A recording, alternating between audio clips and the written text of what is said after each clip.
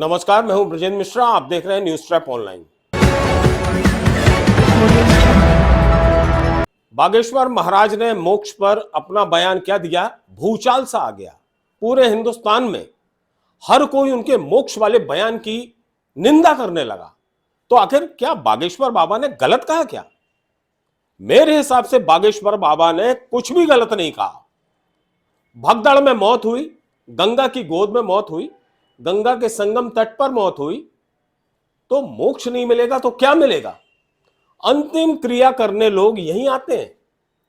मोक्षदायिनी है माता गंगा, तो वहां जो भी मौतें होती हैं, मृत्यु होती है, उसको मोक्ष ही तो प्राप्त होता है, स्वर्ग ही तो मिलता है। मटकी में आखिर अस्थियां लेकर वहीं विसर्जित करने आते हैं, तो क्या मोक्ष के लिए नहीं आते? तो ऐसा क्या गलत कह दिया बागेश्वर महाराज ने जिसको इसका तिल का ताड़ बनाया जा रहा है? मैं तो ये कहूंगा कि बागेश्वर महाराज ने जो कहा है वो कहीं से गलत नहीं है।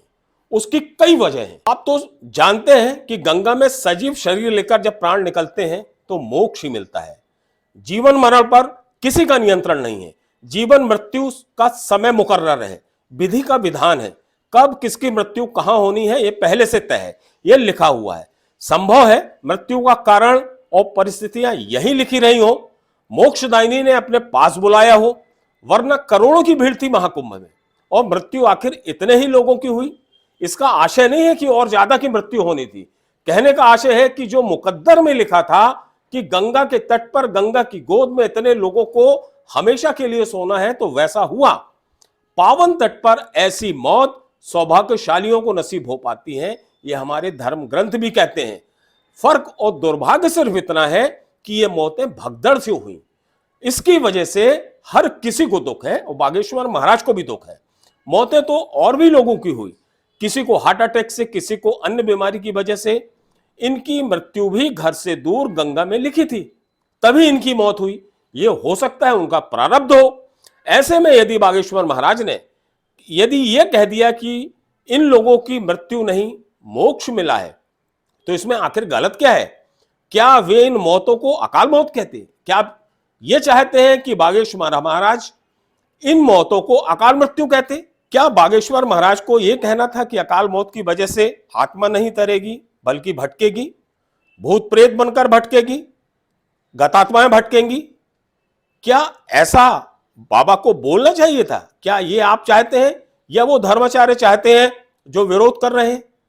मनुष्य योनि में दोबारा जन्म नहीं मिलेगा, क्या ऐसा बोलना था?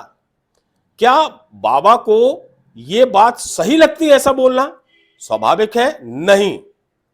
तब यदि बाबा ये शब्द बोलते तब धर्माचार्यों की क्या प्रतिक्रिया होती, लोगों के मन में क्या विचार आते?